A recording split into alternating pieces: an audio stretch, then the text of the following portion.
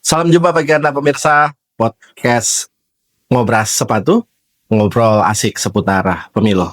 Saya bersama anggota Bawaslu Republik Indonesia, Bapak Toto Haryono.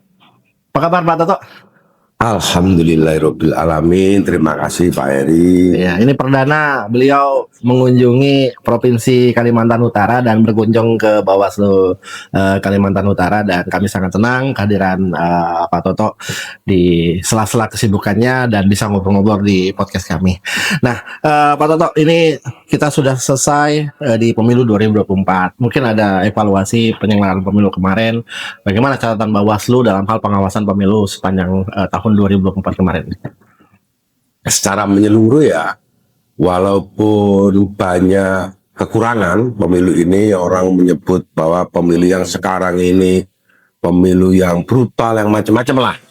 Tapi Bawaslu sudah berupaya semaksimal mungkin untuk melakukan tugas terbaik sebagai pengawas, pencegah, dan penindak.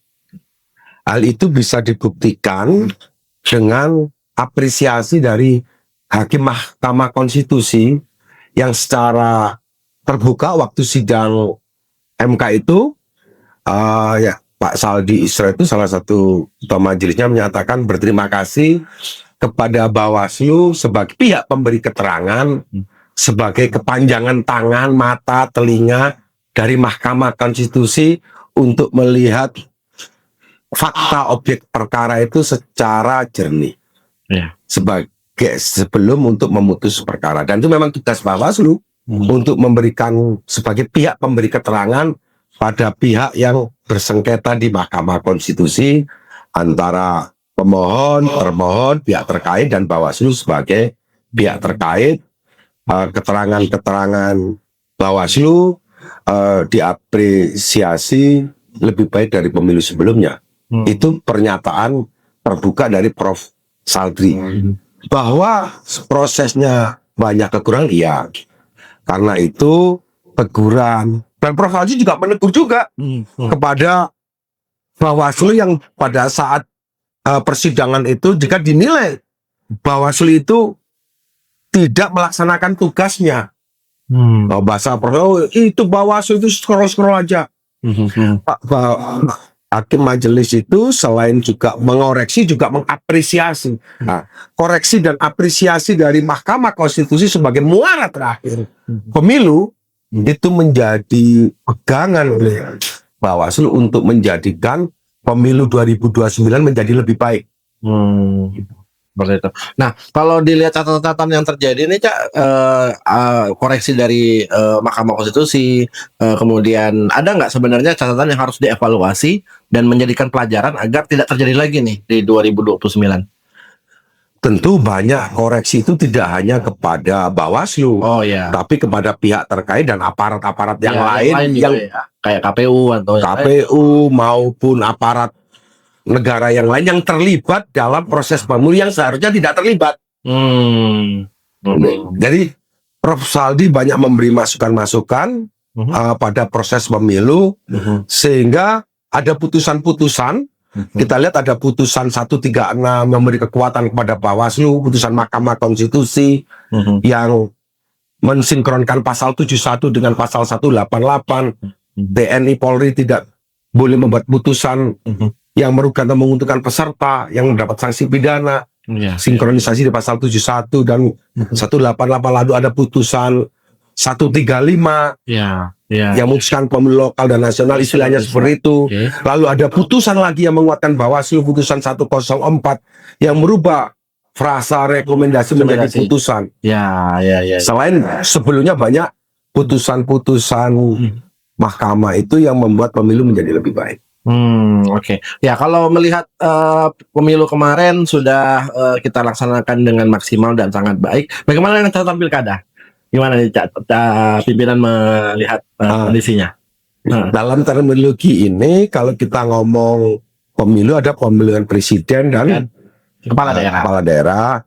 Kalau kepala daerah itu tentu kepala daerah, pemilihan kepala daerah. Kalau pemilu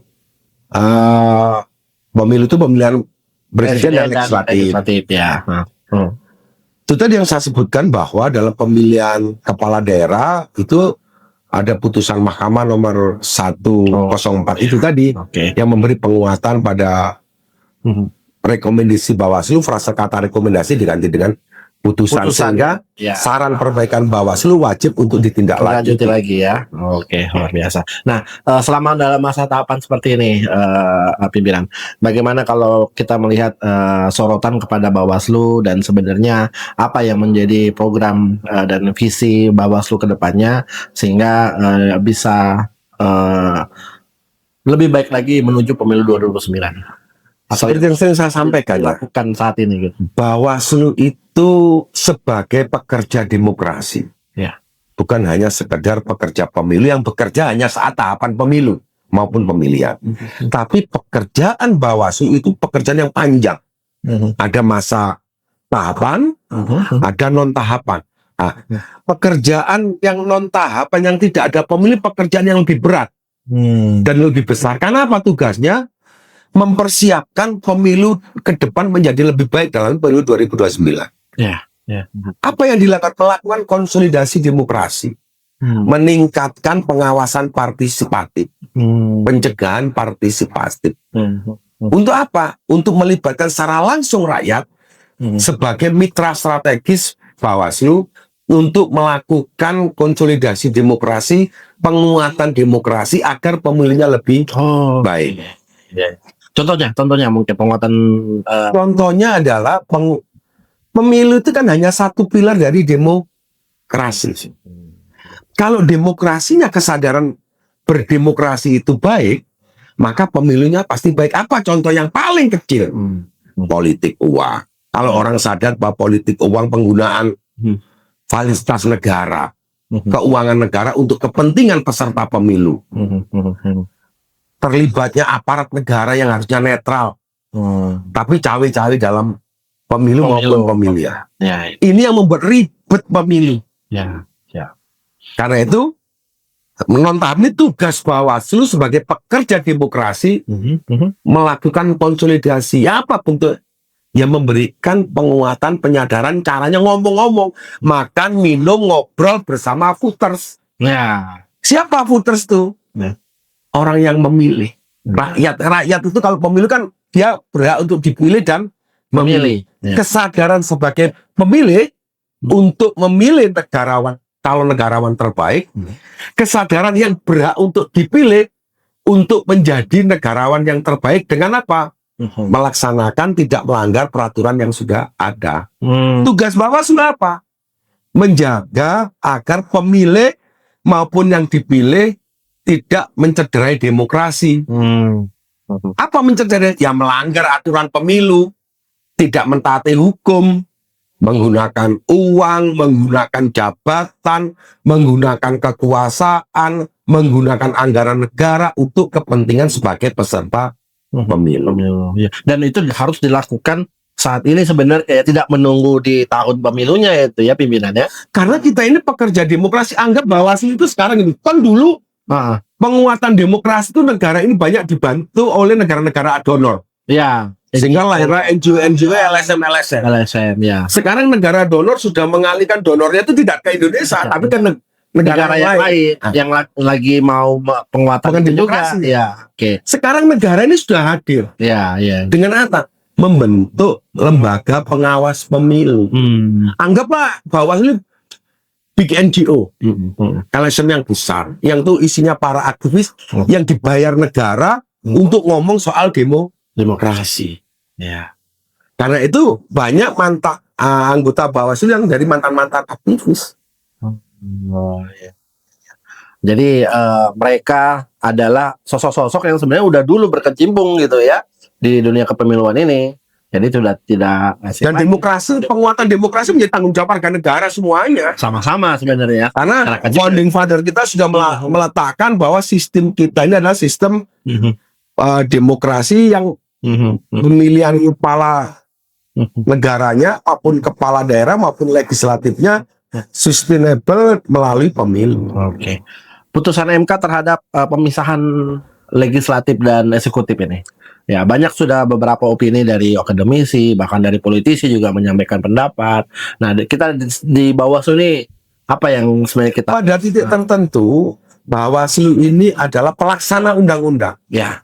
Jadi para cerdik pandai, para amat terpelajar itu yang duduk sebagai negarawan di eksekutif maupun legislatif membuat aturan, membuat perundang-undangan dengan melakukan hearing sosialisasi pada masyarakat sampai nanti terbentuk. Nah, pelaksananya nanti adalah Badan Pengawas Pemilu dan KPU Ya. dan DKPP sebagai satu kesatuan penyelenggara pemilu.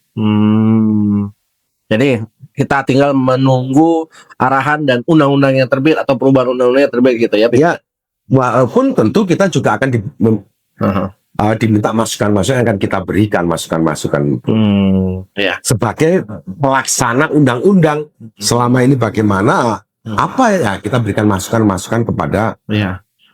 DPR nanti. Oke, baik. Berbicara tentang Kalimantan Utara ini, pimpinan, bahwa kita ini banyak pengalaman di pemilu 2024 kemarin.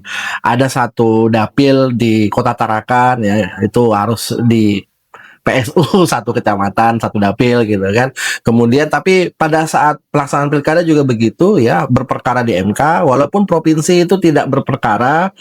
Ada 3 kabupaten yang berperkara. Nah, ini harapan kita di Bawaslu ini kepada 5 kabupaten kota dan 1 provinsi supaya ya kita kan berharap tidak ada pemerkaraan lagi di MK itu pencegahannya kan harus lebih baik itu.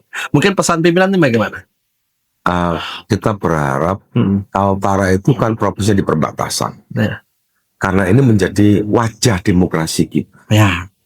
Kan itu wajah demokrasi kita, maka kerja-kerja Bawaslu itu menjadi lebih berat dan lebih cerdas. Ya. Untuk apa? Itu yang saya katakan, melakukan konsolidasi demokrasi bersama masyarakat, bersama rakyat, agar tidak terjadi pelanggaran pemilu yang berujung pada pemilu ulang atau pemilu susulan, yang akibat dari keteledoran kita. Nah, ayo bareng-bareng dengan pengawasan partisipatif, kita memberikan pengaruh positif kepada demokrasi melalui kesadaran berdemokrasi. Oke.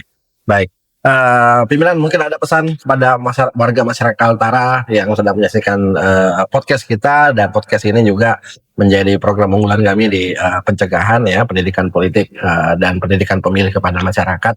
Silakan mungkin kepada masyarakat Kaltara. Saya terima kasih kepada masyarakat Kaltara ya, sebagai provinsi dan kota kabupaten yang dinamis, dan sebelumnya saya mengucapkan hari lahir Provinsi Kaltara dan kota kabupaten di bulan Oktober ini. Ya. Semoga hari kelahiran provinsi dan kota kabupaten ini menjadi motivasi kita bersama untuk meningkatkan kesadaran politik, kesadaran berdemokrasi, untuk menciptakan pemilu 2029 menjadi lebih baik. Oke. Terima kasih pimpinan Toto Haryono, ya, anggota Bawaslu Republik Indonesia, sudah berkenan hadir di podcast kami. Ini adalah ngobrol sepatu, ngobrol asik seputar pemilu, ya. Dan terima kasih pemirsa, sampai jumpa di podcast kami yang akan datang.